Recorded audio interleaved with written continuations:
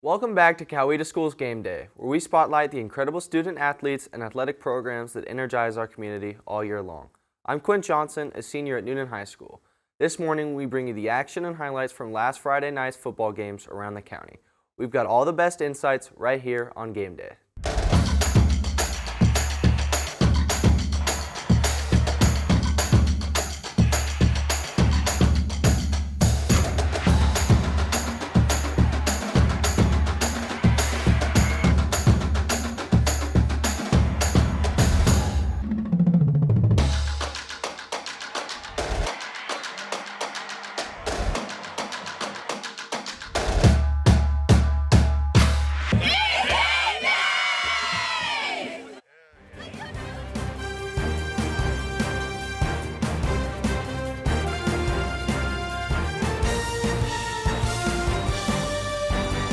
Hello, I'm Mackenzie Burrell, the sidelines reporter for Game Day. This week we got some great highlights on the sidelines.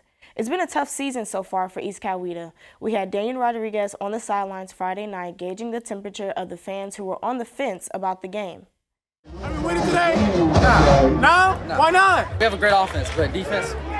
But there were still plenty of fans there to show their support, including the Indian Chief himself, Principal Steve Allen. Chief, you think we're winning today? Winning, yes, we are going to win. Going to ring the bell down there tonight. It's going to be a great game. It's a great night for football. And when they did, with a score of 28-27, it was a close call, but they got there in the end. I'll turn it over to Quint now, who's going to talk with head coach John Small. It was an exciting game Friday night as East Coweta had their first comeback of the season against Westlake. I'm here with head coach John Small to tell us about how they pulled it off. Welcome back, Coach Small. Appreciate it. Thanks for being with us. Just tell us a little bit about the game. Well, obviously a big rivalry game with Westlake, a team that East Coweta hadn't beaten since 2015, so they've kind of had the edge on us. A lot of close games we played against them, but never pulled it out. Then Friday, our kids, just the resilience they've had all year, it showed up in the fourth quarter. We were down 13 and found a way to pull it out at the end there and score 14 unanswered and get a big stop at the end to get our first region victory of the year. Yeah, and that shows real grit. Just what were you telling your players throughout the game? You know, you guys are down the game. What do you tell them to keep their head in the game? Yeah, just keep believing, find a way. And we've told them all along that through this tough time and the resilience they've shown that something good's going to happen to this football team. And they've kept believing, and they found a way in the fourth quarter, and their belief system is strong, even though our record doesn't look great. But their camaraderie, their teamwork, their love for one another shows up every day, and it showed up Friday night. Yeah, and that's something you look for as a coach, especially with a team like yours with all these returning players. That's super important. Mm-hmm. Who do you think is going to take most of the leadership once these seniors kind of get out and they go and do their thing? Who do you look for as a junior right now coming in next year, going to be a senior? Well, who's going to really lead this team? The good thing is our senior class of 23 guys have done a tremendous job through this season, and they've done a good job leading these younger guys. So I couldn't put one guy out there. There's a number of guys in that junior class that are going to be phenomenal leaders and have been. So you don't want just one or two guys. You want a collective group, and I think we have that. Agreed. Well, let's take a look at some of the highlights against Westlake. Yeah, defensively, probably our best performance all year on defense. We gave up 53 yards rushing, had a good amount of sacks and pressures on the quarterback, but we changed the defense about 5 weeks ago schematically, and the kids are starting to figure it out with their fits and all that. But you can see a bunch of black jerseys running to the football and playing with an attitude. Here's a big sack here by Juju Cox, who's a sophomore that just continues to get better and better every week. Thought our D-line played the best that they've played all year. Good job there, again, rallying to the ball. And you can see we really, just great fits on the run game, guys running to the ball, fitting where they're supposed to fit. They've got some really athletic guys. Here's a big play by Royal Maxwell, a junior defensive end. He continues to get better. Make it look easy. And this here's the last play of the game. They're trying to score, and A.J. Gates, a junior linebacker, with the pick there, and you can see the excitement from our kids there of closing that thing out. Aaron did a great job, again, putting the ball in the end zone. They had dangerous returners, so we knew we had to get it in the end zone. Did a good job of getting some punts off and good coverage down the field by our guys, not giving up big return yardage. I want to say every kickoff he kicked was in the end zone or out of the end zone. Struggled a little bit the last couple of weeks. It was good to see him respond back and get it going. Offensively, thought we ran the ball well against them. Also, we threw the ball well against them. Ricky Howell here with a big run. He's been playing with a banged-up ankle, so we're really pleased with the way he's been playing. And then here's Sam Gritton doing Sam Gritton things for us, getting the ball in the end zone with a big catch. Nice. Jax Bowles was, I want to say he was 19 of 27, had a big game, threw for over 300 yards. And the offensive line did a great job. They're very good on defense. Here's Isaiah Alford. He was our offensive player of the game. Did an outstanding job. Here's Ricky Howell again with a big run. Lots of lead blockers. Yeah, this is a big play here on 4th and 1. We went for it and were able to punch it in. This is a 3rd and 13, the last drive of the game, and we pick up the first down and big throw and catch there by Sam. Come back here and get the ball to Isaiah. Great catch, great run after the catch. This is towards the end of the game.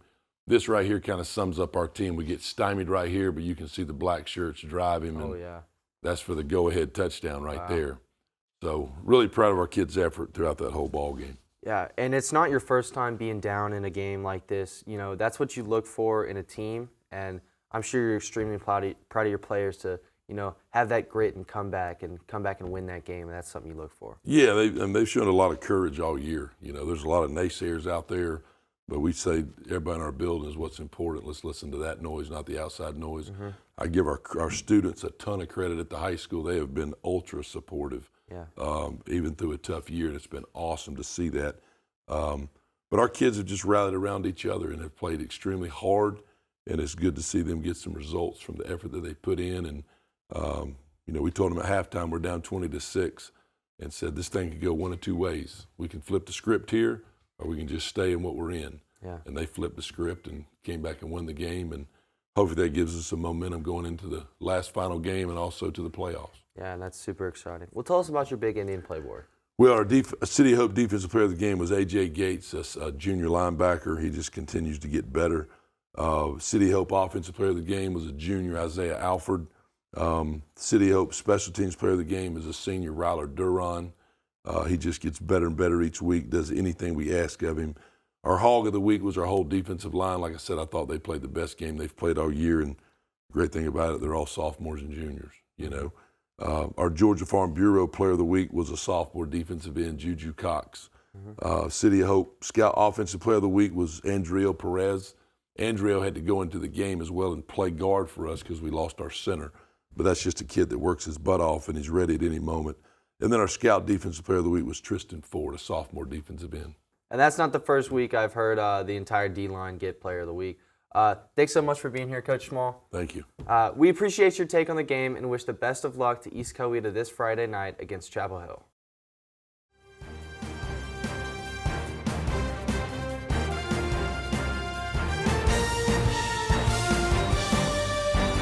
The Vikings had another tough loss against Lovejoy this past Friday.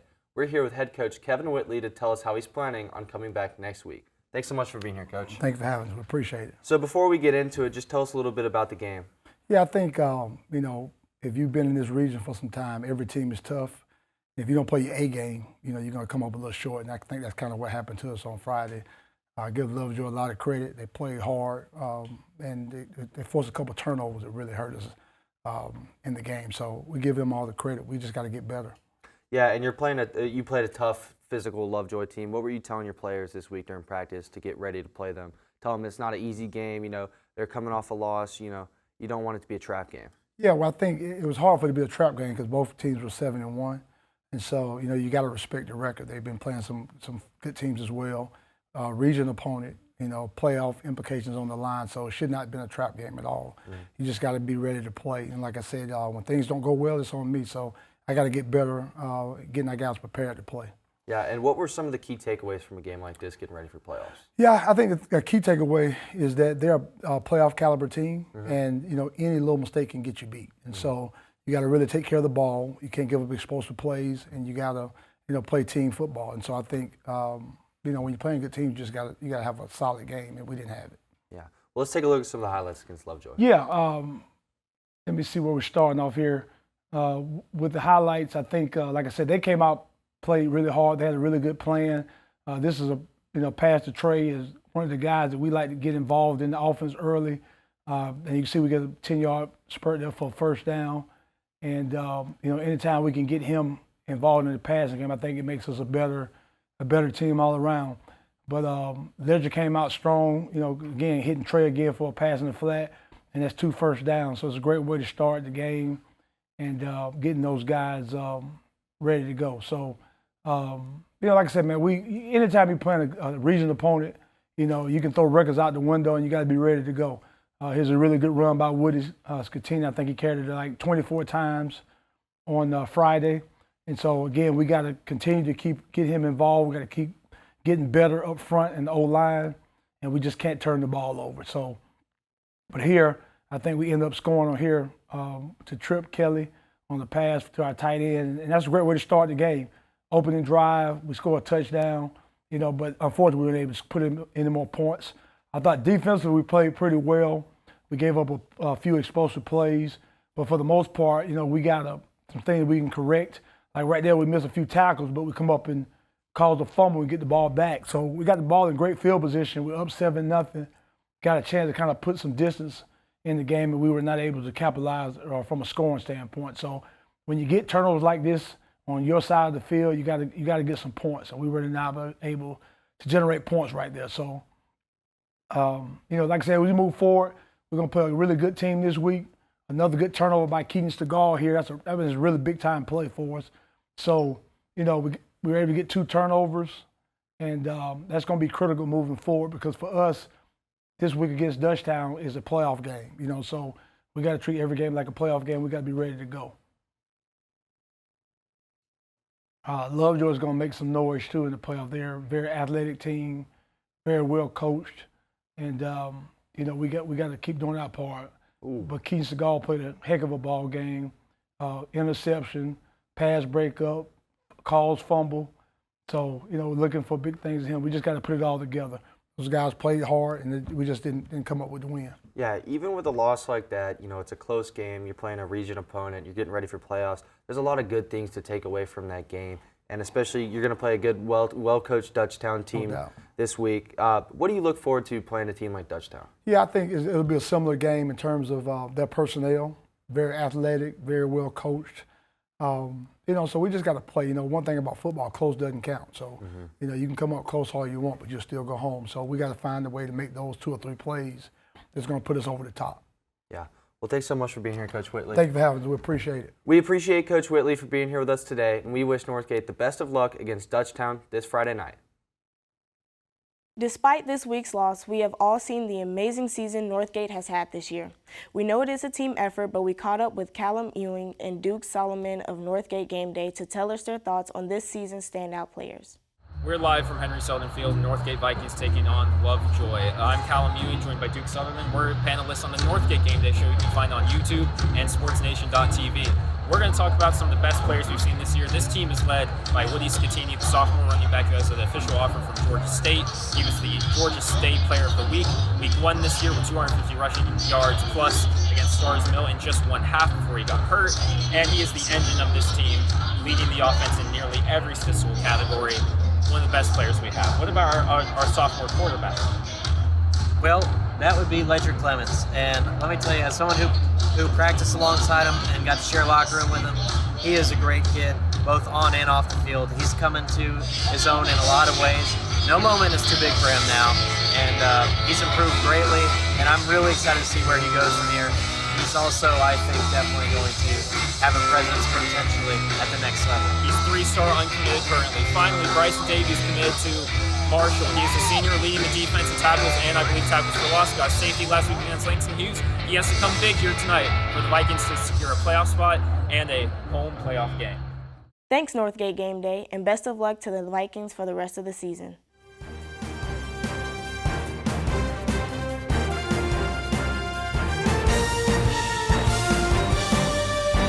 Noonan had another successful game against Banneker this past Friday with a score of 38-8.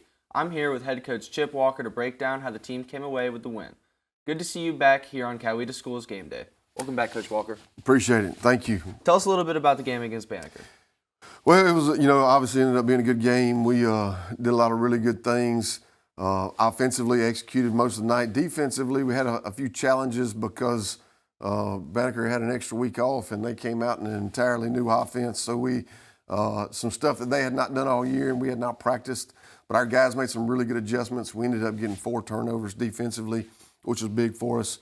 And then we executed offensively in the kicking game all around. It was a good night. Yeah, and that's something you're proud of. I mean, your defense has just been so strong. You've got people who are catching picks every week, it feels like. You've got, what is it, the #1 for most defensive scoring touchdowns? Yeah, they've done a really good job. They've been able to, create turnovers with touchdowns. We've done that a bunch as well. So it's, they're flying around. We got to continue to do that. Yeah, just so many key points to, talk about. You've got people who are getting more incorporated into the offense. You got Colton Dodds making his way back into the offense, being able to throw that over the middle, get him some yards after the catch, very physical player. Defensively, you've got Ramel Willis coming in, being able to get that quarterback, get some sacks in, and you've got Randez Tolbert, coming in for the team, making having a good game. Tell us a little bit about that. Randez, replaced injured Rodney Colton, and so he had a really good game. Obviously you said Dodds, but I'll tell you another person that had a really good game was Chris Jackson. Yeah. Had the first touchdown, had a couple big runs. He's done a lot of stuff on special teams throughout the course of the year. Now he's doing a little better. We're getting him more involved in the offense as well. Yeah, that's my guy. And to have 3 great running backs, I mean, you've got such versatile backs. Yeah, we actually got 4. Shimon, he's battled some injuries as well, but, we got 4 guys that we feel like that we can get the ball to back there and see what happens. Well, yeah, speaking of, let's take a look at some of the highlights. Sounds good. Here we are early. This is CJ, Chris Jackson, as we talked about just a minute ago, using his speed, getting to the end zone. It looks like a run, but it actually goes down in the books as a pass. It was a good play. This is early on. Watch number 15, Marquise Simmons sheds the blocker, makes a big tackle. That's exactly how you draw it up right there. And then there's Josiah with a big TFL, tackle for loss. You mentioned Colton Dodds over the middle. Here's a good example of it. He comes down and makes a big catch to eventually set up this Sean Greer touchdown run that puts us up probably 14-8 at the time. And then start the turnover brigade. There's TJ Gates with a big turnover, fumble recovery. And then not long after that, Jamarion Brewer with a big interception and return. And Jamarion's had several interceptions. This is right before the half. We're going to get the ball back after that, and we're going to throw a little post route to John. It's a good throw by Brody, and I think that put us up maybe 21-8 at half. Come out in the third quarter, and there's that guy, Britt again, Jalen Britt with a big run and gets us down inside the 30-yard line. Sets up a Quint Johnson field goal. If I'm not mistaken, I think we're now 9 of 10. Is that correct? 9 of 10 on the year. And so big field goal. It's always nice when you cross the 30, you feel like you got points in your hand. It was a really good job by our special teams unit. And then here we go. We're going to have a big lick in here, strip the ball out, and another fumble. And then we're going to throw a little bender right in here to Jalen Britt for the touchdown. Big play from Brody, who ended up over 300 yards for the night. Jalen ended up over 100 receiving. And then here's Nate Brown, a guy who was hurt early in the year. We're getting him back, coming in there with a pick. And what a really good play. What a really good play by Nate that comes down here and sets up an amazing catch. Brody sprints out, makes an amazing catch and throw to Colton Dodds, and what a play that was. Yeah, and that's a team win. I mean, you've got defensive plays, offensive plays. You can go on about it. It really was. Special teams, we played good in all 3 phases. Now we just got to continue to play good, got to take care of business this week and go from there. Yeah, and what are you looking forward to this week against McIntosh? Well, the first thing is we got to continue to play We have, I guess, officially locked up a playoff berth, but we need to make sure things are headed in the right direction, continue to keep that going. And then we just got to continue to improve. Some we've talked about all year long is good teams get better every week. They don't take weeks off, and that's what our goals are this week. Yeah, and who are your players of the week? Well, player of the game, Jalen Britt, I think he ended up with 8 catches, over 100 yards. He is closing in on a school record for catches in a year. Offensive player of the game, Colton Dodge. You saw the big touchdown and a couple catches, but what you probably didn't see as much as some of his perimeter blocking. Had a great night blocking on the perimeter. Defensive player of the game, Randez Tolbert, filling in right there and did a good job at linebacker. And then special teams player of the game, Quint Johnson, with another really good night. 7 for 7 on kickoffs in the end zone, 1 for 1 on field goals, and we didn't have to punt. So that was a good night. Yeah. Well, thanks so much for being here, Coach Walker.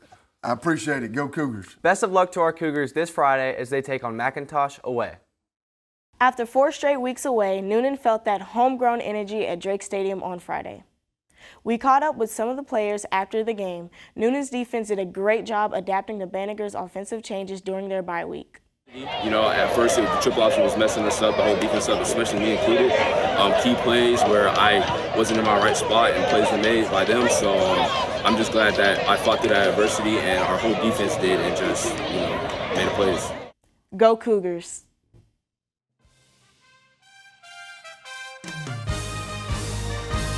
That will do it for this week on Game Day. Thanks to all our head coaches and best of luck to all our Coweta teams this Friday. This program is brought to you by the video and audio team members here at CEC through our school system CCS TV YouTube channel. Make sure to go like and subscribe. See you next time.